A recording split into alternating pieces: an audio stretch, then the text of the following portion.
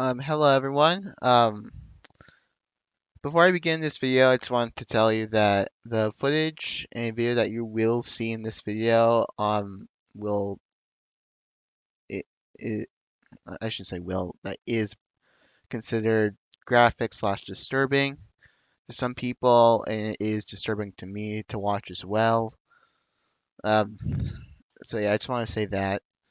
And so originally I wanted this video to talk about Jacob Blake, what happened in Kenosha, Wisconsin. Originally, that's what I wanted to do.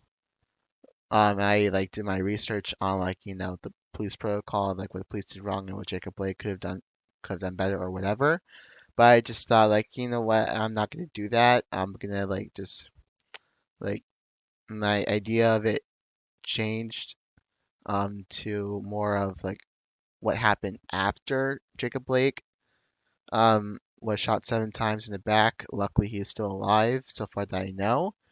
As of today, September 4th, 2020, he is still alive. I hope he recovers, if he has not already. Um, and so after Jacob Blake, you could probably guess what happened. There were riots in Kenosha, Wisconsin. There were protests, more violence, unfortunately. Um, and so I say unfortunately, but for me, I want to make this very clear to you guys watching. I want to make this extremely clear. I support peaceful protesting. I do. I think if you want to change something in our government right now, peaceful protest is the first way to go. That should be the thing you should go for. But at the same time, I 100% understand why people want to riot, destroy property, be violent. So it's I don't know how to say it. It's just I get it. I get both sides. Peace protesting. It does um it does what its goal is sometimes. Sometimes not. Rioting can achieve its goal, and sometimes it doesn't. And we have this very clear divided line of what people think protesting is and what protesting isn't. People, some people say protesting is strictly peaceful, petitions galore, peaceful marches, um, anything that does not involve violence. Some people say, oh, protesting is only violence and only looting and only this. And some people, like me, say protesting is both of those. Like for me, I know this is a very, very touchy topic right now. I personally think that yes, peaceful protests should be the first way to go, but I'm also okay, I'm not saying to go outside and be violent right now. I'm not saying to be violent at all. I'm just saying if you are violent, I understand it and I get it, is what I'm trying to say. That's my personal opinion. Honestly, cause the reason why I want to make this video is so people can understand why people riot and destroy property, um, and all that, mainly burn down buildings and etc. And I know not all of those people who are doing it are necessarily protesters or necessarily anarchists or whatever you will call them. So they're they're most likely a mix of people doing it. But no, sorry, I shouldn't say but. I shouldn't say but. And that at the same time, I'm sure that there are people that actually protest the issue in those crowds as well. So I don't know how to explain this right now. Um,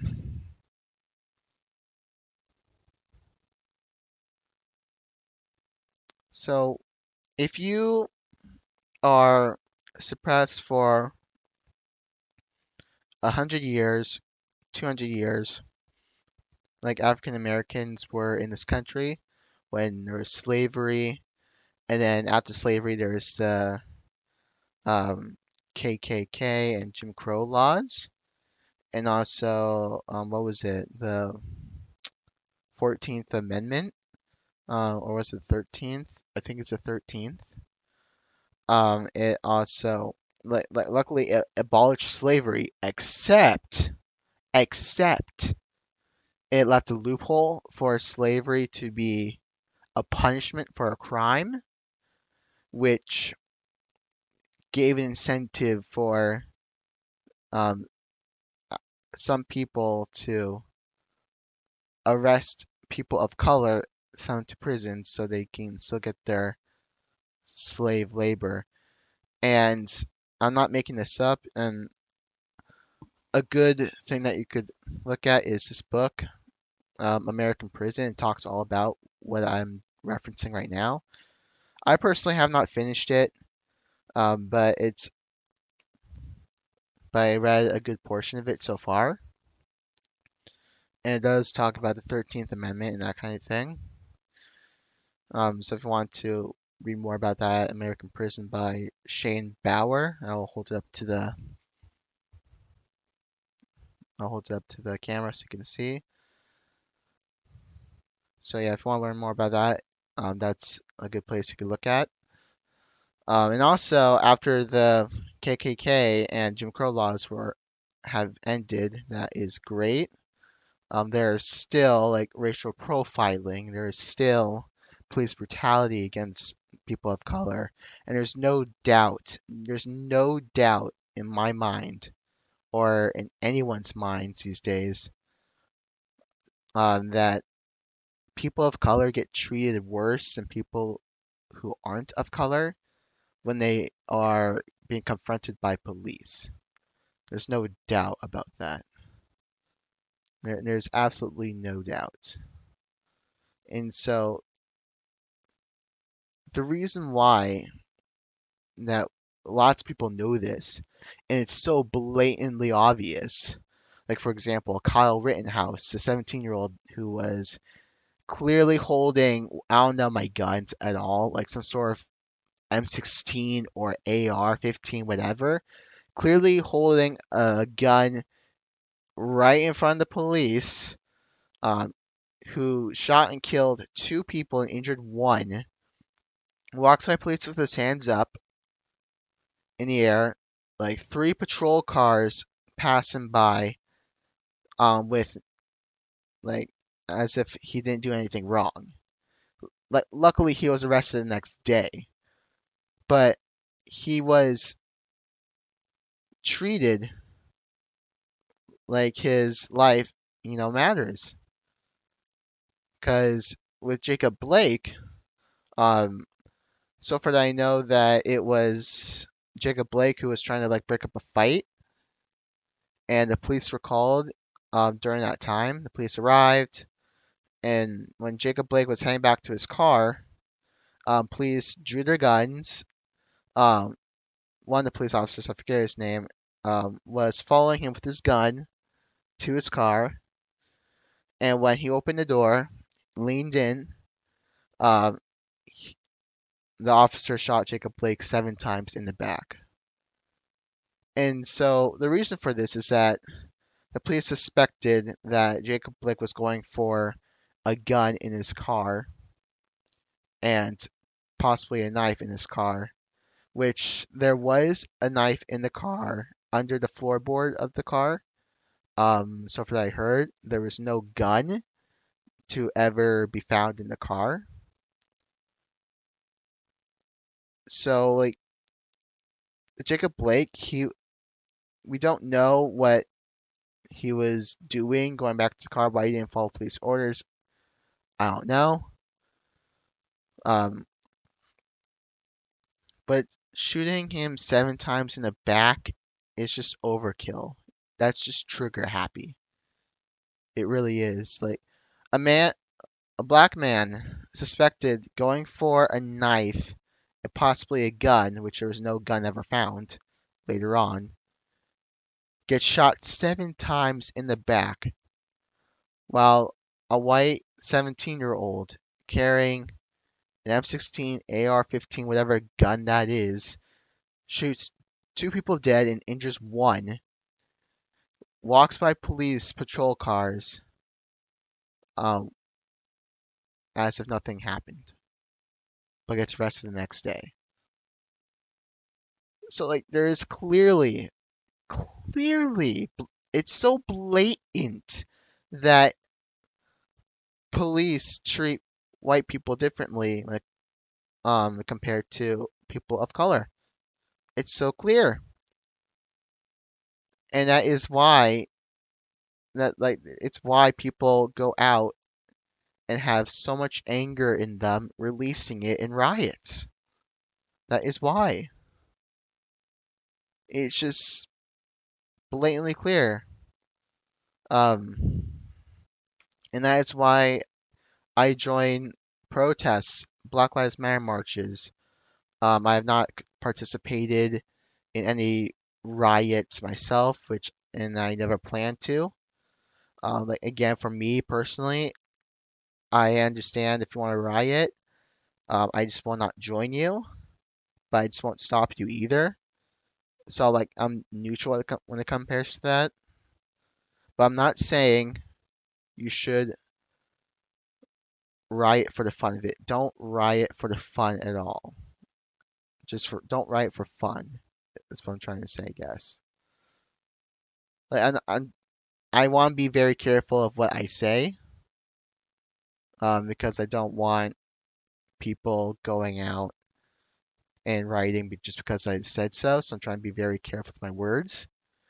So I just want to make this explicitly clear that please, if you can, um, please peaceful, please protest peacefully. Because I think, like, as much as I understand the riots, I do, um, like, as much as I do understand the riots, like, people do get hurt and it is dangerous, but I understand why they do it.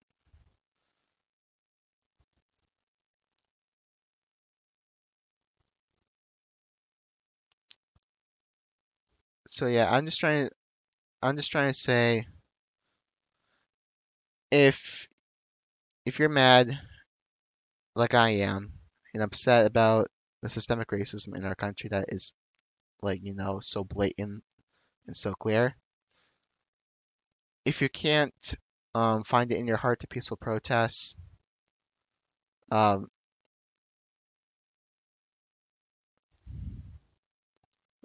just like try to look for it in your heart to peaceful protest. But if you riot, I get it.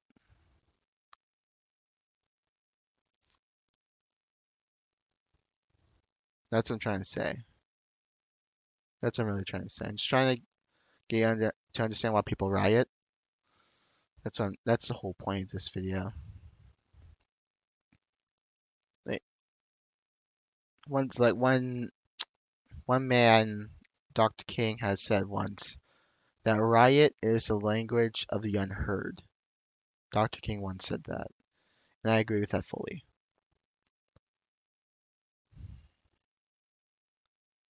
So again, I want to make this absolutely clear. I am not trying to invoke violence.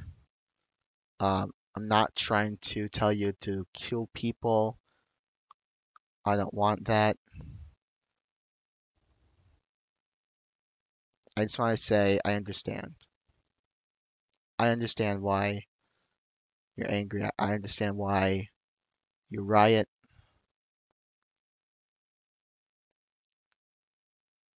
So that's what I just want to get at. And also, it's also why I also want to say this is why I joined these protests. Well, my parents actually, I think it was a couple months ago. No way, yeah, it was a couple months ago. It was back in July. I joined the sit-in with my city at this at a police station in my city back in July. And before I went, my father he asked me, saying, "What is driving you for? What's driving you to do these protests, to do these sit-ins? What's driving you to do that?" And the answer to that question is this.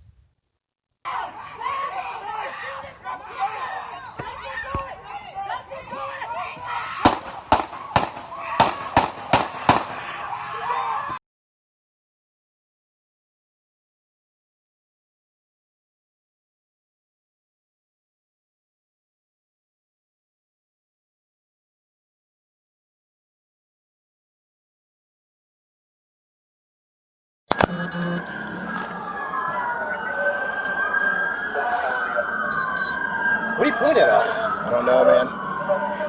Hey, he pointed a gun at us! Don't move! Do not move! Do not move!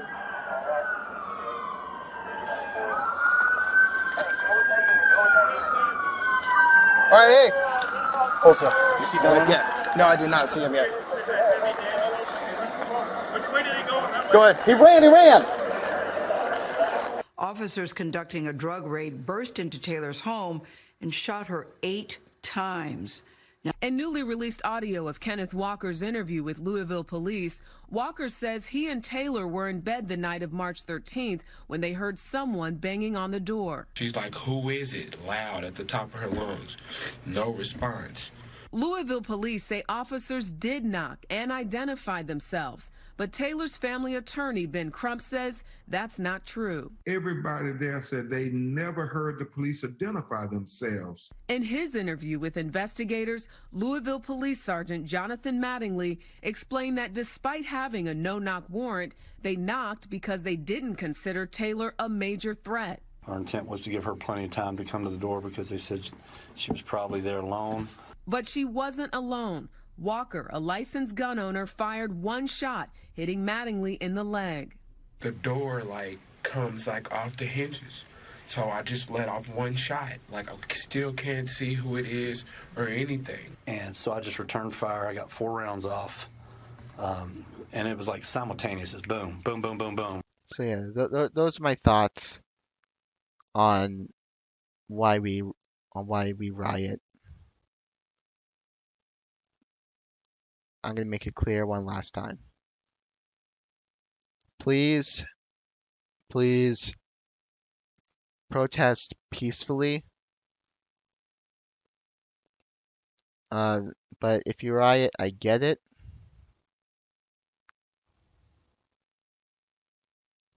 So I just want to make that very clear. I don't want you guys to riot just because you hear a teenager like me telling you to do so, because that's not what I want.